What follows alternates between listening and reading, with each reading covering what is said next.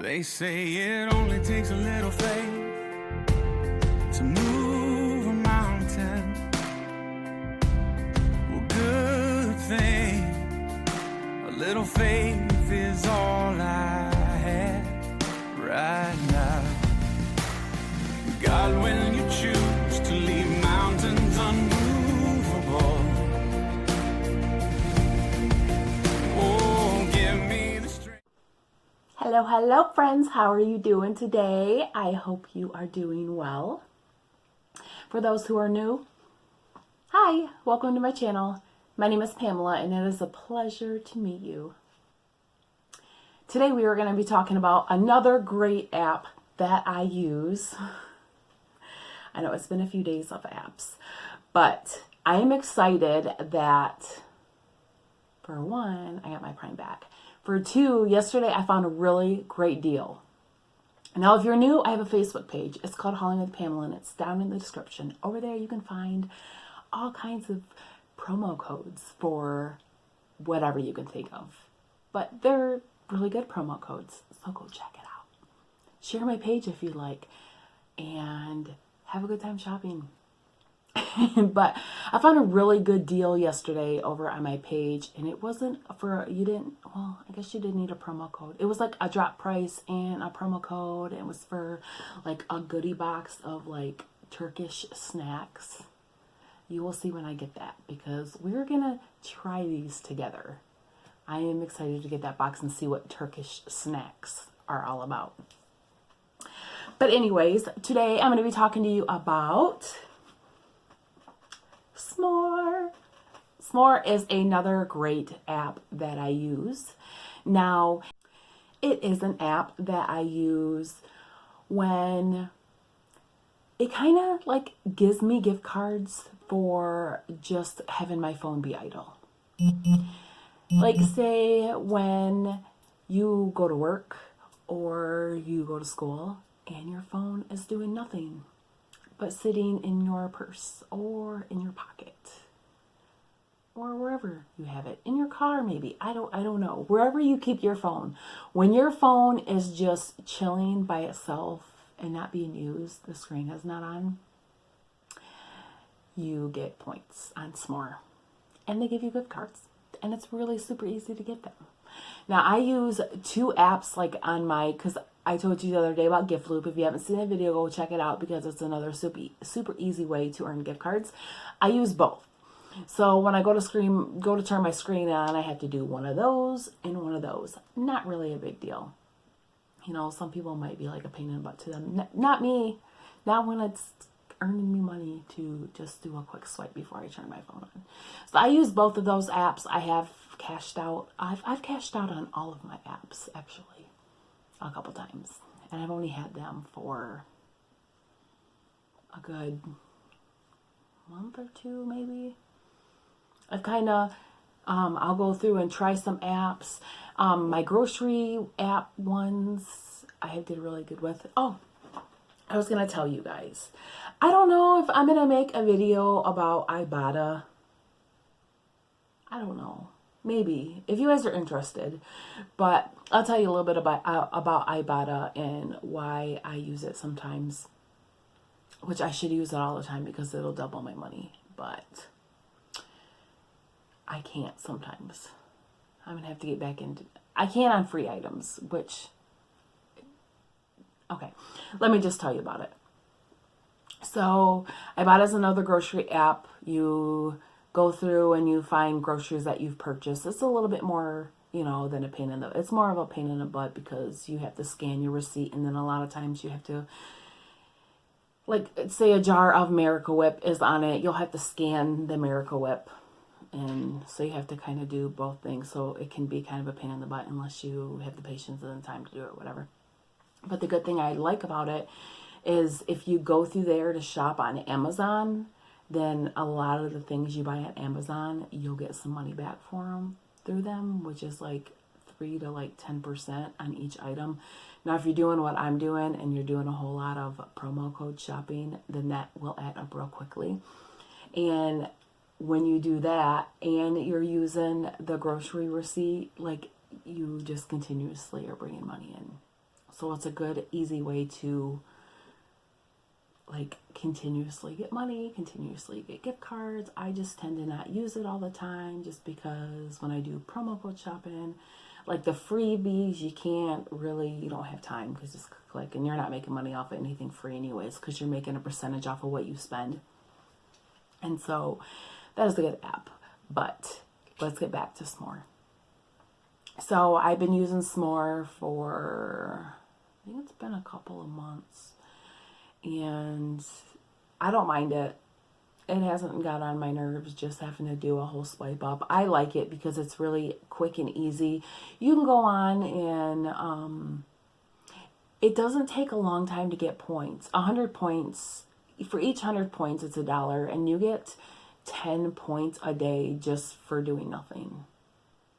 So you can go on there and you can watch videos and get points. You can refer friends and get 25 points. So if you referred, 5 friends, you got a gift card right there. I mean, that's super easy. I mean, it's not that big of a deal to download. It's easy, it's quick, and I like it. So I continue to use it. I have cashed out of it a couple of times. I tend to save up. That way I get a pretty big chunk gift card. I cashed it out and I cashed it out a couple weeks ago and I'm already at over 200 points. I think I'm at almost 300. I don't know. I'll show you on the screen where I'm at. But like I said, I have like over 200 points. That's like, you can cash it out and get a gift card, and they have other options. I just usually do Amazon just because that's the name of my game. So, other than that, how's everybody doing today? I said yesterday I was going to finish the process and get my nails done, and I did. Do you guys want to see what my nails look like? I like them. I think they're super cute. I'm thinking spring. I kind of wanted to keep pink, and then the blue on here, it kind of reminded me of a purple, and then when I actually put some purple on, it actually was like, oh no, maybe that is a blue. But this right here is acrylic. I don't think I actually, did I put it up? Okay, so I did a video a long time on AliExpress and how one of the companies sent me a bunch of polygel and they all exploded in the bag. Well, I kind of saved some of that, and let me show you real quick because I'm going to show you what I did with it really cool. I'll be right back.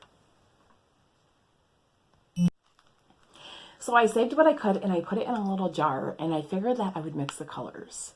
So there's pink and purple there, and then when you put it on your nails, look at it. Ain't that pretty cool? Like, it's something different every time, but it's almost like a natural, what is that called? Marble type look, naturally.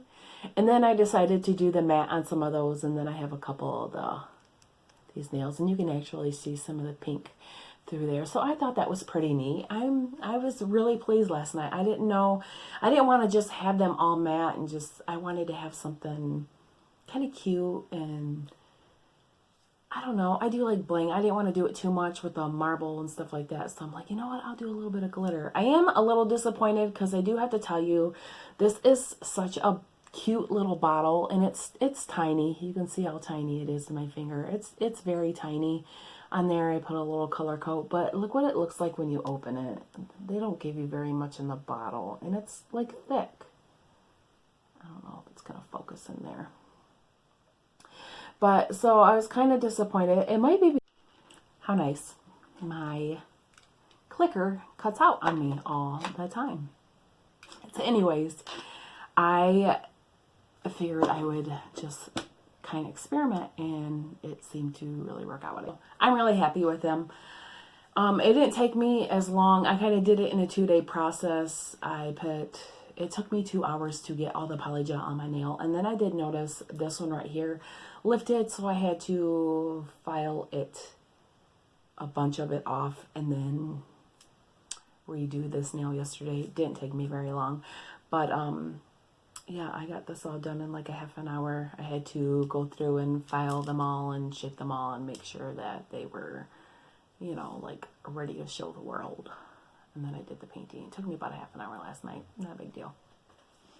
So the biggest part is doing the polygel. If you have never did polygel, it is amazing. The only thing is like when you use color, you're kind of stuck with the color for a while unless you file it all off. And who has the patience for that? I don't. When the kids go to bed at night, that's my free time. And I don't want to spend a whole bunch of free time filing when I could be painting and decorating. I'm going to have to shut my remote off. I'm going to do it right now. It might cut me off one more time, but okay, I did it. It keeps just shutting off on me, which I don't mind if it does it here and there because lip syncing, like my words don't sync up sometimes in my video, goes a long ways. So to do a bunch of like combining of my videos is usually the way to go, so you can watch me the whole time and actually understand what I'm saying because my words match up with my voice. My husband is outside. I think my next door neighbor just drove through my backyard. They probably are gonna haul up some wood. My precious husband works his butt off all week long, and then on the weekend he's a go-getter. Work's not done, not around here. He gets up and he's outside. As soon as he gets up, he makes coffee, he gets dressed, and he's out the door. Like, he's got to be outside. Don't matter the temperature. He'll come in, usually get a quick bite to eat. It's something real fast. He don't spend a lot of time in the house. But lately, he's been cutting wood so that we can use firewood in our house, the fireplace, because I'm sure everybody pays some kind of heating bill, whether it be natural gas, propane, or what have ya. Electric. We have electric heat. You don't know anything about electric heat. Ours was made in 1970s, probably like 1974, I think, and they don't make it anymore. And there's a reason why, because it's super expensive. In every single room, we have one of those. You can see it. One of those in every single room. So you can control the temperature in every single room, which is good. But the heat is so expensive, extremely expensive, that we had to get on a all year round payment plan so that we pay the same amount all year round. In the summertime, when you guys may be paying $100, a little over $100, we're paying $436 a month. We're paying that all month long because our bill is so high in the winter from trying to heat, and we don't heat every room. So we heat usually like the living room, dining room area. And then we heat upstairs, like upstairs, we heat both the kids' room and we heat our bedroom and bathroom combined because we have a connecting bathroom. And so we heat those. We don't really keep the heat on in our fireplace room because we don't really go out there, and we just keep the heat on in our kitchen area like to like 50, but it doesn't get super cold out there because, you know, it's right around the living room and all that. So we keep that on, but we try to do a lot of burning wood because that cuts our bill down a lot. So we have been doing that. We are hoping to just get our bill paid up and completely be done with that and just say through the winter, all right, well, we're just going to be doing better with the firewood. So he's on top of that, hanging outside and doing firewood with the next door neighbor, and they're kind of sharing, and my husband's gracious. I don't know. We live on, my husband calls it a farm, but it's not, I don't know. It's not really a farm. We have 19 and a half acres, and we have a few acres in the back, and it's all woods. So when you look back there, all you see is trees and stuff like that. We are going to probably, I think maybe when my kids get a little bit older, we are going to get some farm animals. I had some ducks, and I absolutely love them. And it's hard for me to talk about them without crying because my ducks were all pretty much massacred. And they were my babies. I got them all from a I don't know, Tractor Supply or I don't know, them farming equipment places, and they sell like ducks and chickens and stuff like that in the spring that are newly hatched. So I originally got a bunch, and then I got like 16 because my husband's like, you can't just have one or two, you gotta have a whole bunch of them. And what happened was I ended up selling, I want to say 5 or 6 of them, because I noticed that a lot of them happened to be males, and we had way more ratio of males than females. And you can't really do that because really each male needs to have 2 or 3 females to themselves, or else the females get overbred and they could kill them. So I ended up selling a bunch of males. And then I still ended up having too many males. I didn't get rid of all of them. And I noticed some of the ones I thought were female ended up being male. So we ended up having a ratio of more males than females. So I was going to get rid of some. And then winter hit. Well, fall hit first. And then fall wasn't really too bad. I did have a couple of my Pekin ducks out. And which is crazy because you know how Pekin ducks, some big, huge white ducks, like big ducks, those were taken out first. And I wasn't sure because it was dragged to the back of the woods. I wasn't sure if it was a mink or a raccoon because my husband said it could have been a raccoon. But I think it was a mink because just the neck was eaten. And I didn't know that at first. I thought maybe it could have been a raccoon. They didn't go in the pen at that point. And I never had farm animals. I didn't really know. I didn't know we'd had problems with minks. I didn't really know they'd come up this far, but they do. And in the wintertime, they will take advantage of the easiest source of food because our water, we have a 40-acre lake way in the back. And it's frozen, so they don't eat the crawfish and stuff like that. They can't because the ground's frozen. So they come up and find easier sources of food. And so they started killing my ducks. And these ducks, they all had names. They were my babies. I had one. She was my absolute favorite. Her name was Natalie. And she had actually gotten attacked by one on top of her head. It took a chunk out of it. Or it took there was a couple gashes in her head. But she survived it. When I think maybe my husband went out and found her. My husband knew she was my favorite. She was bow-legged, and she was bow-legged and pigeon-toed. She was both of them. She had something wrong with her feet, and that happened. And I said, "You got to bring her in. You got to bring her in." Crying my eyes out when I seen her. I took her upstairs, put her in the bathtub, gave her a bath, and got her all cleaned and just babied her. And my husband would let me keep her like really in the house. I did a little bit in our family in a fireplace room. This is before I had any kids. And I got her all in good shape. And then she ended up, she wasn't doing very good outside in the wintertime because of her little feet. She was having a hard time walking. And so I kept her in the garage in she had a little tote out there, and I kept it warmed and cushioned and stuff like that. But she started getting a little attitude because ducks, they're flock birds. They like to be together with other birds, so she'd get grumpy and want to bite me and stuff like this. Even though she was a little rude, a little duck, she was a little Pekin. She was a small Pekin female.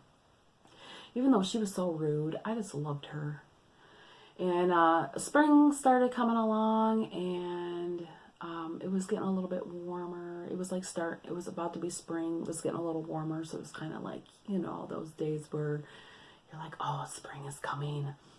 Well, it was nice enough weather to where I could put her out there with the other ducks, which is what she really wanted to do. So I'd put her out there. She'd hang out, and she'd follow them all around.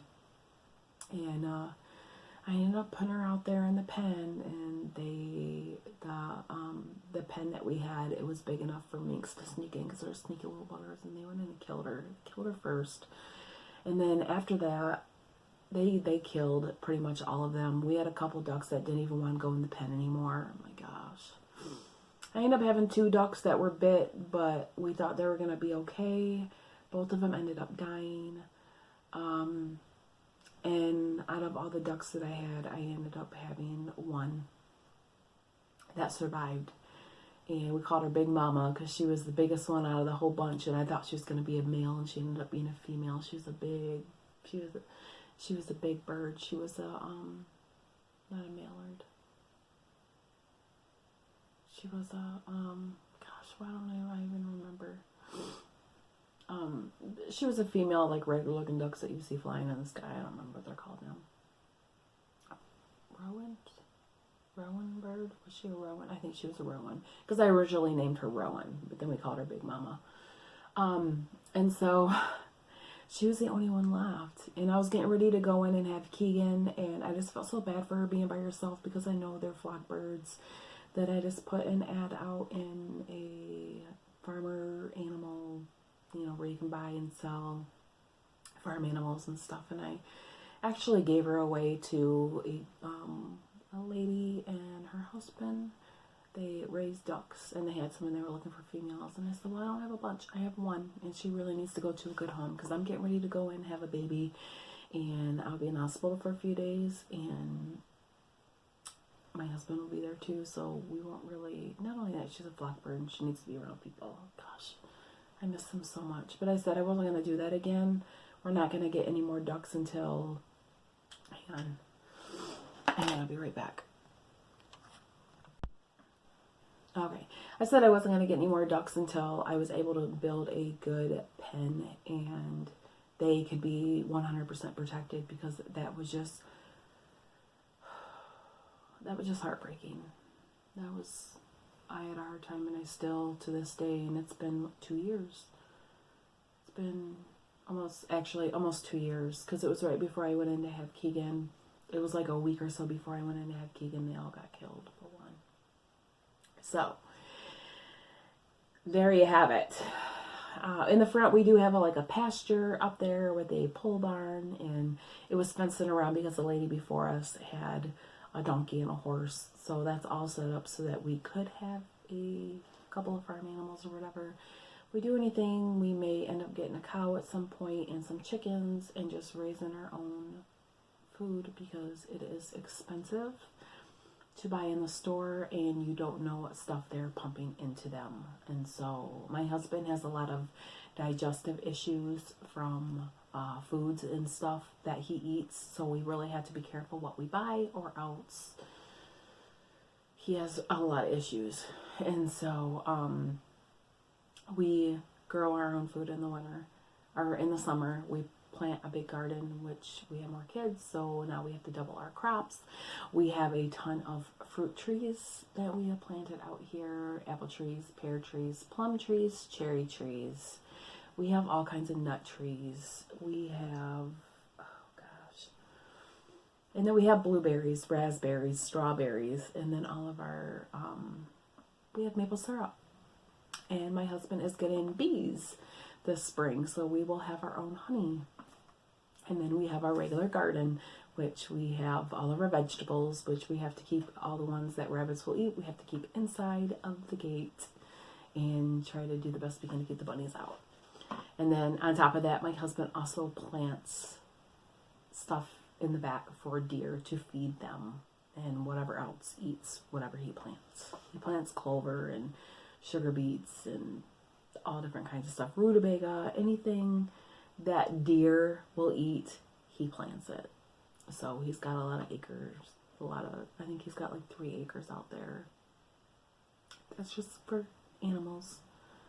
So, and he hunts, but he doesn't hunt our property a whole lot. Usually goes to somebody else's property, some friends, just because we don't have a lot, and he knows the deer that are back here, and he doesn't want to take out, he wants the population to grow.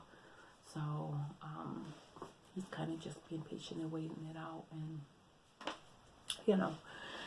So anyways, you learned a little bit more. Excuse me. Sorry. You learned a little bit about me, so welcome if you're new. You got to know me. This is a little bit of a get to know me. If you guys have any questions or anything that you'd like to know, feel free to ask. I might do a Q&A, you guys ask me some questions, and then I can do a video answering your questions. So if you have any, you can put them down in the comments. And if I have a bunch, I'll do a Q&A. If I only have one or two, I'll just answer them. So we'll see how this goes, and then tell me something about yourself that you have not told me. And if you're new, just tell me something about yourself, because we're friends here and we're getting to know each other. And so I share a little bit about me, you share a little bit about you, and that's the way it works. We're friends, we're buddies, good old pals, right? I consider my friends my family. I would do anything for you. So if you need prayer or you need anything, let me know. I will be there for you. I will be a listening ear. I will do whatever you need me as a friend. I'm always here for you anytime you need me. I usually am awake from 6:30 in the morning till 11:30 or 12 o'clock at night.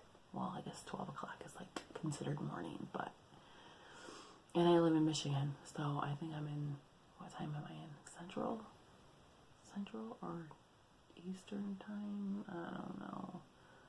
I know California is like 3 hours behind me. So, all right, everybody, I'm going to go. I hope you all have a lovely day. If you're new, consider hitting that subscribe button and the bell. It'll let you know when I upload another video, which will be tomorrow. So, until then, I look forward to seeing you all. I look forward to reading all your comments and getting to know everybody. So, don't forget to leave them. Bye.